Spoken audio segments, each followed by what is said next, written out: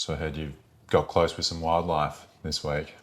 Yeah, I mean, I'm late to record this podcast because I stopped to grab a bird off the side of South Street on the way down here and then spent an hour jumping between animal hospitals on a Sunday morning. But only because I'd drawn so much inspiration from seeing a rerun of Samuel L. Jackson's famous Snakes on a Plane done live for me at Broome Airport on Thursday morning. Yeah, quite a show. Never a dull moment in aviation, but that certainly takes the cake. Everyone, we do have a gentleman on board that found a snake and has safely taken it off the aircraft. We're going to continue as normal. Obviously, that does require everyone to take their allocated seats. We'll finalise our details here and get our cabin ready for departure. I don't really know what else to say. Thanks, everyone. Snakes on a plane, folks. So I'm curious about this because I've seen various media coverage, Yeah.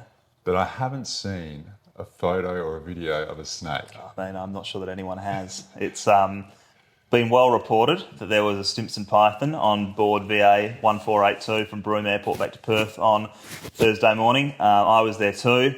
Andre Rurakura, the hero of the hour, the star of Disney's Shipwreck Hunters, and an extremely impressive underwater cinematographer, was there as well and allegedly carried the snake out in his bare hands and let it slither off into the bushes. I was about 20 rows back, and try as I might to track it down with my iPhone camera, I couldn't see it. But Did you get eyes on at any point? no comment. No comment. Right. There may have been a snake, there may not have been a snake. Who knows how it got there? Who knows who was responsible for putting it there or removing it? So there just happened to be a shipwreck hunter, a media wrangler, and a snake all on the same plane. As I've said on ABC radio earlier in the week, it was meant to be. It can only have been fate and serendipity. No, look, I've got no reason to doubt that there was a snake on the plane. Certainly the flight attendants seemed pretty convinced there was and were yelling about it for minutes over the tannoy. They were about to haul us all off the plane and make us go back to the terminal with our bags, which would have been an extreme inconvenience. Fortunately, Andre, ocean Adonis that he is, was there to scoop the snake up in his bare hands and take it off the plane. He assures me it was real and alive and kicking. And who am I to doubt the eyewitness account of one of Australia's finest snake capturers, be they sea snakes underwater out at Scott Reef from behind the lens, or be they Stimson desert pythons on a Virgin flight out of Broome when he's in front of several cameras pointing straight to Instagram. Yep. Yeah. And you got the opportunity to do the Samuel L. Jackson line live on air on ABC. The radio edit. The radio edit. Yeah. Yeah, and didn't they all love it? I don't know how many of the boomers listening into ABC Drive at 5:20 Thursday afternoon would have necessarily got the pop culture. They're probably used to being confused, right? I mean, it's a confusing world, as we're going to talk about shortly. Indeed. Joe Trilling seemed to like it well enough. Look, it was all a lot of fun. And I have to say, clearly those snakes want saving. So hopefully some of Andre's handiwork from earlier in the week behind the camera lens can help save some of the other ones out at Scott Reef before too long. This is the Last Place on Earth podcast. You can head to thelastplaceonearth.com.au, where we, along with every other writer in the world, have been participating in the circus, the sideshows, the Take extravaganza. Yeah, unpacking the US election and its aftermath yet again. That's right. Tell me, do you think this is a significant world historical event, or is this just more old? Well, I mean, you've got that same old Hegelian line about, history repeats itself. First time is tragedy, second time is farce. It doesn't. I mean, this time with Trump, it was farcical the first time around. It doesn't feel that tragic this time around. It doesn't feel that farcical either. It kind of just feels like sort of more of the same, which it is. Almost inevitable. Yeah. Yeah, totally. I mean, it's world historical in the sense that he has been an agent of world historical change for the past decade and arguably before that as well. But yeah, it's just, the wheel of time, samsara kind of clicking around a few notches. It doesn't feel like there's anything particularly earth-shaking here, which is maybe what's so remarkable about it, is that, if guys saw this morning, wake up to the usual run of New York Times breaking news alerts about his latest cabinet picks. Samuel Gorka's back in cabinet apparently as counter-terrorism chief, which if anyone knows anything about Gorka from a few years back, he's basically a self-made huckster who just appeared out of nowhere about 15 years ago and just kind of claimed all these sort of Eastern European insurgency experiences, none of which appeared to be based on any kind of real-world experience at all. He's back, so I mean, it's all happening. Matt Gaetz, unfortunately, has fallen off the train almost as soon as he clambered onto it. But, yeah, I don't know. So I guess my interest in this largely lies in, okay, what are the repercussions for the rest of us going forward in the rest of the world, including here in the last place on Earth? How did you feel when it happened? How did you... I mean, I was depressed, not because I was surprised. I mean, there was no sense of shock. It was inevitable. We both picked this months out. months I mean, and months ago. years out, arguably. But certainly after the assassination attempt, it just felt completely implausible that he wasn't fated for the presidency again, even with a few wobbles.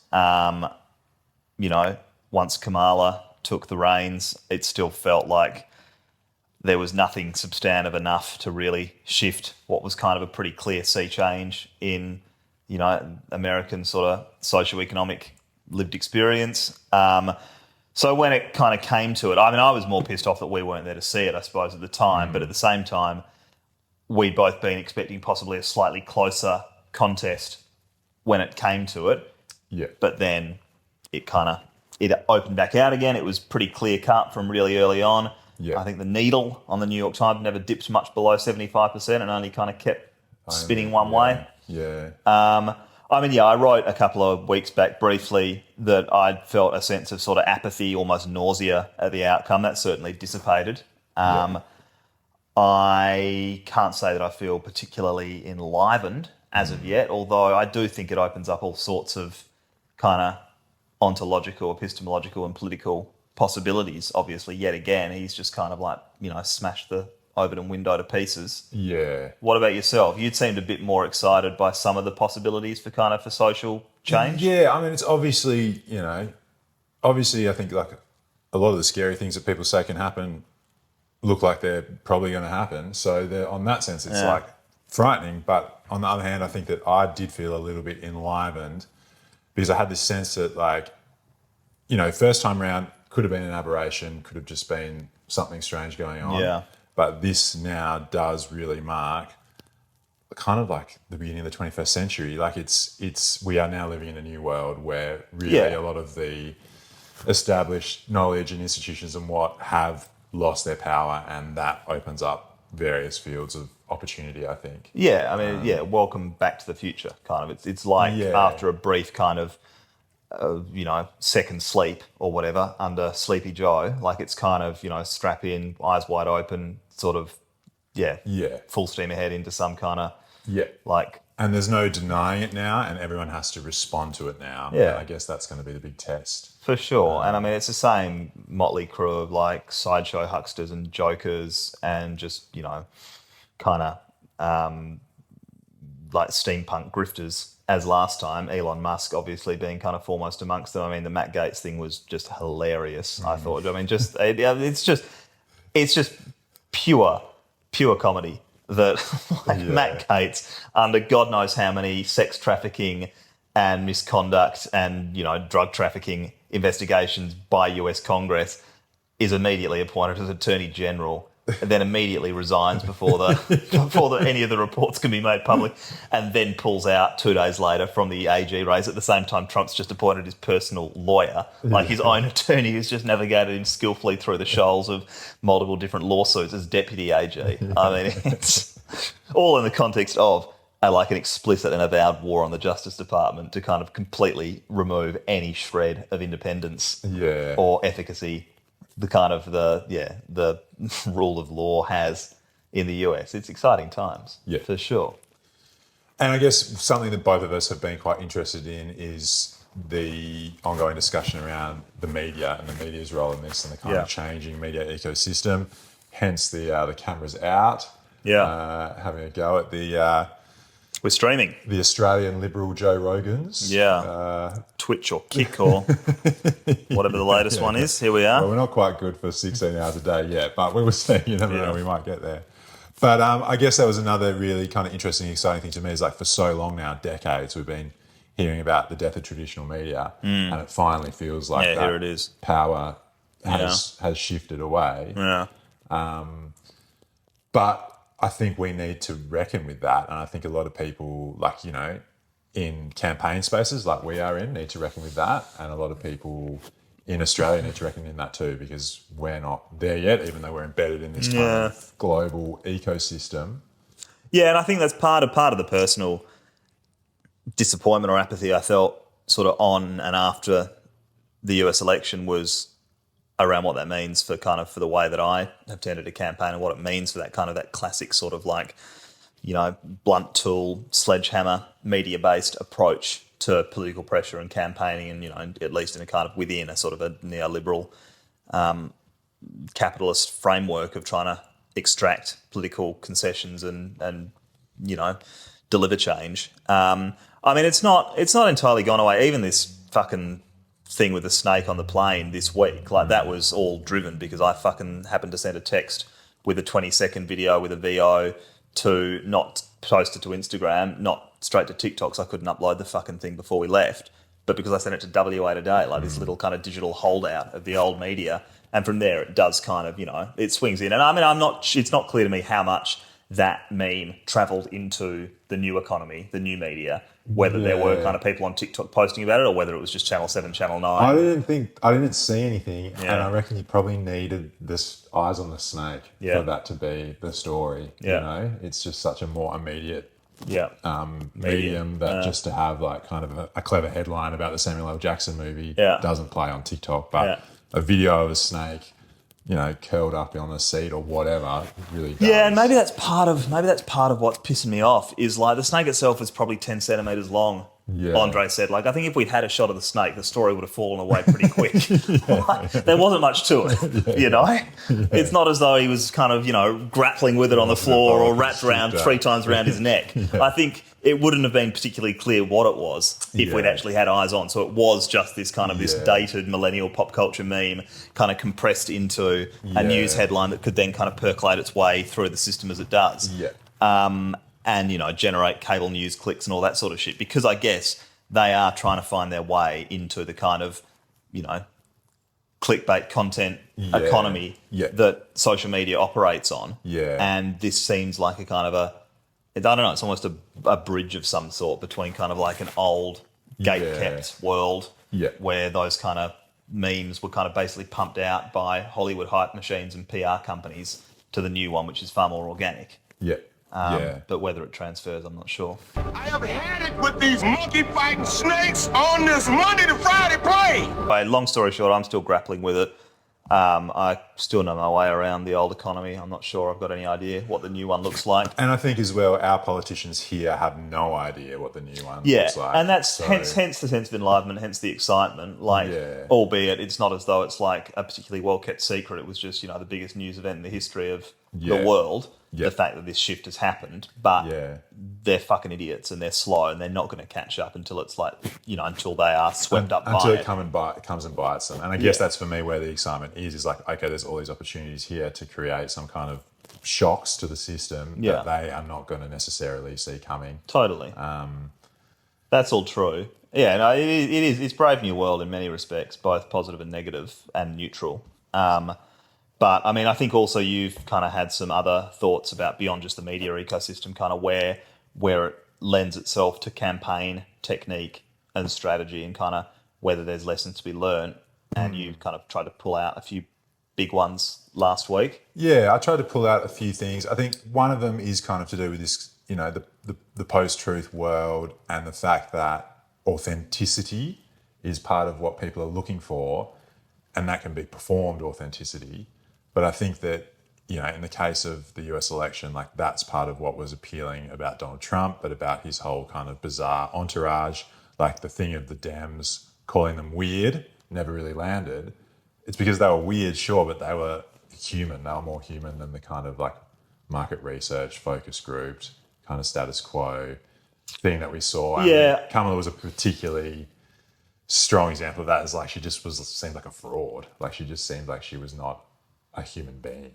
Yeah, and I feel like it's like degrees of simulacra. Like I think the Dems calling Trump and Vance weird is one step closer to the truth than calling them like, the darkest, deepest threat to democracy in the history of the universe, because they're clearly not the fucking stormtroopers. They're not that organised. Yeah.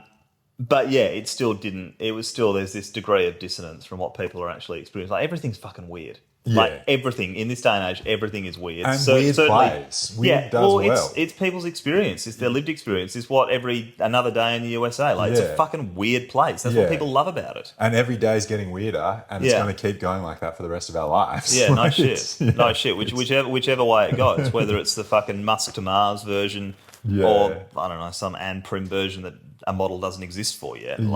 It's gonna be out there. Weird is the anti-status quo. Yeah. Weird is new and strange and different, and no one likes the status quo. No one likes the status quo, and I think that was another of the kind of points that I tried to draw out was about spirituality in politics. Yeah, and I big think time. that plays into this as well. In that people are sick of kind of like the materialist and that's philosophical status quo, and actually everyone is open to spiritual. They just want a story. They want a mission and a quest and some sense of like some arc that we're on, rather than just like random atoms in the dark. Yeah, and something to believe in, and something to be. Yeah, and that even in Australia, most people have a spiritual life. Most people, when they're polled, will say yes, they have some degree of spirituality in their life, even this kind of supposedly less religious society. Yeah. And so I think that is really untapped territory. And it's coming back. It's back in a big way, and it will as things get more apocalyptic in whichever direction that trends. Exactly. It's only going to kind of lead to more of these kind of like, ecclesiastical sort of urges. Yeah, these are existential times, Yeah. and we need to consider who we are in our place in the world existentially, and I think that there's a lot of room for that to be brought into political communication, and I'm quite excited by that prospect. I think that sounds cool and fun. Yeah, for sure. And so it's probably well placed locally for the man who met the Pope and could be the next one, Basil Zempilas. True, and I think Basil is someone who would have surely been looking pretty closely at these results. Well, and he's someone, I can't speak too much for the man, but he's someone who comes out of a Greek Orthodox tradition, yes, albeit like, a West Perth based one, but still something that comes from from the cupolas and the friezes and the mosaics that speak to some kind of, some sort of luminescence suffusing the world. Yeah. He understands the role of ritual. He understands the role of stagecraft and of presence in building a sense of reverence. Yeah. He might not even articulate that to himself too clearly, I don't know. But he seems connected to where he comes from, though, right? He talks about his family a lot. He does. There's a street named after him in Northbridge. He grew up in that, in that neck of the woods. Yeah. And that matters for something. The guy's connected. He's got a place. He's got a locale. Yeah. So talking about inevitability, how long do you give it? Days, weeks, months before end of this week? I reckon one more parliamentary week in the year in WA, and I just reckon all the signs are pointing that way. They have been. I called this 4 years ago. I said it as soon as I met the man for the first time in early 2020, mid 2020, when he was campaigning for the Lord Mayorship. I just knew right off. He's just too good. He's got the killer instinct. He's the only politician in Perth who really understands how power and politics work properly at like an operatic, performative level. Yeah. The world is his oyster, and I just don't see any sign that he's willing to wait. Like, he's an impatient guy. Yeah. And I think the only thing I will say, like, everyone else seems to have caught up with that. For those who don't pay as much attention to the local news as we do, like within the last few weeks, the West Australian has certainly been gearing up. There've been multiple front pages talking about sort of spills and strife within the leadership of the Liberal Party. Yeah. Baz is breathing down Libby's neck. We can talk about that if we've got time, and kind of some of the techniques he's been deploying to do that. Yeah. But I think it's coming to a head real quick. And it seems like Labor are gearing up for that as well. I heard that last night at the Pride Parade, the young Labor or whoever float had signs about Basil and the women's shelter marching in the Pride Well, Parade. they are in for a rude comeuppance. I'm sorry, but I'm going to go one step further. I'm not satisfied now with calling that Baz is going to run for run for premier from outside Parliament in 2025 because I think increasingly everyone in the know is on the same page. Yeah. He's going to fucking win. Yeah. I'm sorry, but he's not.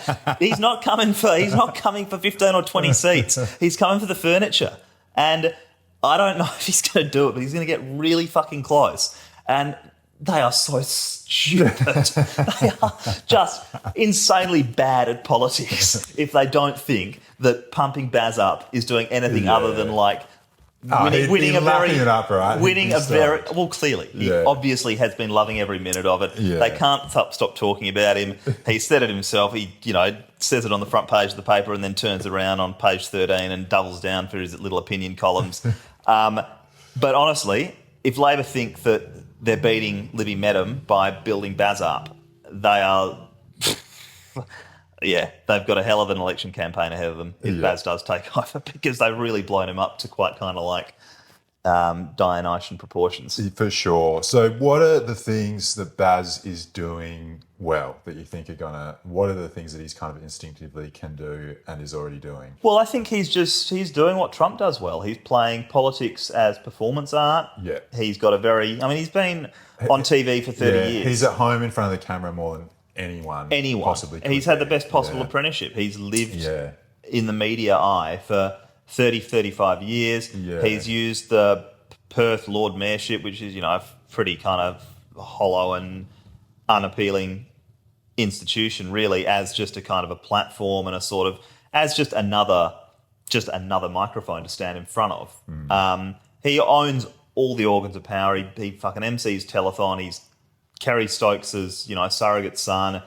That's the real thing. And Labor must know this. Like, they're not absolute morons. They must know that as soon as Baz is installed as Liberal leader, the West is just going to flip so hard.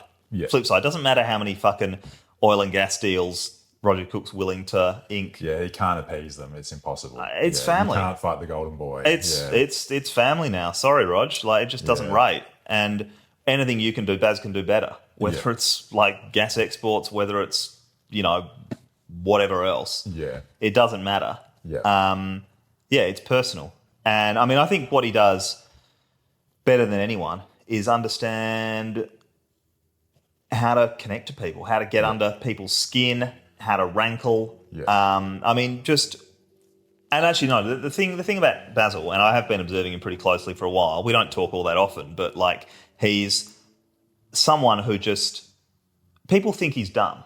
People think he's stupid. I thought the same. The first time I met him, I thought this guy was Trump, but kind of without that kind of that just instinctive animal know-how. But he's got it in spades. He's even better, I would say. He's just because he's without kind of Trump's sort of like peccadillos and bizarre little sort of. He's got less of that kind of those like gargoyle kind of psychological, less grotesque. Which works for Trump. That's fine, but Perth's a different place, and Baz is just a cleaner beast. Yeah, smooth operator. He's a vase. He's a cipher. He's a conduit for power. It just flows straight through him. Yeah. He knows where the wind's blowing.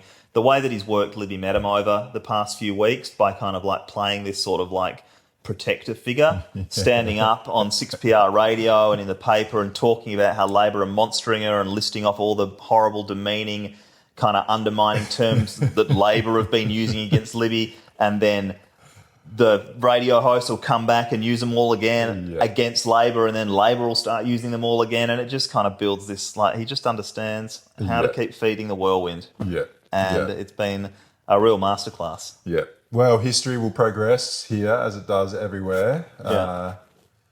And I guess we'll see if Basil Zempilas is the politician of the 21st century for the last place on earth. Give it a week. Let's come back and see where we sit and see where we stand. Let's see if we can get him here. Baz, yeah. if you're watching, And I mean, look, I think in my experience, he's up for a chat. So for sure. Yeah, come and have a spot on the couch. 266 South Terrace, Baz. The door's always open. I'll give you the code. You can set up shop here. Campaign HQ. How about that? All right, we'll send that straight to him. All right, no worries. Cool. Thank you. Yeah, see you guys.